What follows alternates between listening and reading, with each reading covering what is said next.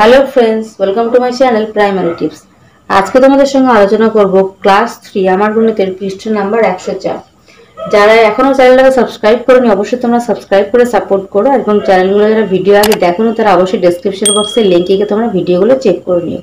চলো তাহলে শুরু করা যাক।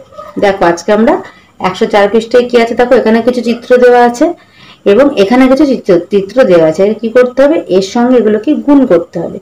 তাহলে এই চিত্রটা দেখো মান 444 এবং এখানে দেখো এর সঙ্গে এটা আছে 2, তাহলে 444 গুণ 2 করলে হয়ে যাবে 888। এরপর দেখো এখানে দেখো কত আছে 119 এবং এইখানে দেখো 5, তাহলে 119 গুণ 5 করলে কত হচ্ছে 5 9 45, 5 একে 5 আর 4 9, 5 একে 5 মানে 595। তারপর দেখো এর মানটা কত আছে 150, তোমরা মানগুলোর ভেতরে লিখে নিতে পারো 150, এবং এর মানটা আছে 6, তাহলে 6 15 90 আর 6 0 0 মানে 900।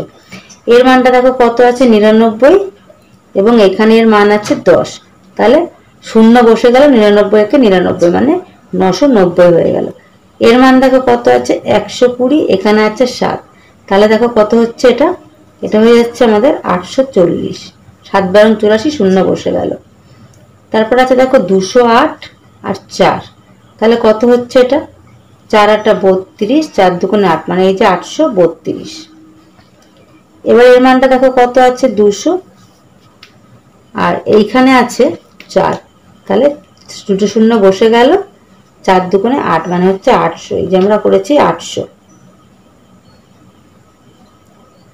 এখানে হচ্ছে 800। এরপর দেখো কি হয়েছে, তারপর দেখো কত আছে 110, তার সঙ্গে আছে 8, তাহলে 8 0 0, 8 একে 8, 8 একে 8 মানে 880। এবার দেখো 304 আর আছে আমাদের 3, তাহলে 3 4 12, 3 3 9।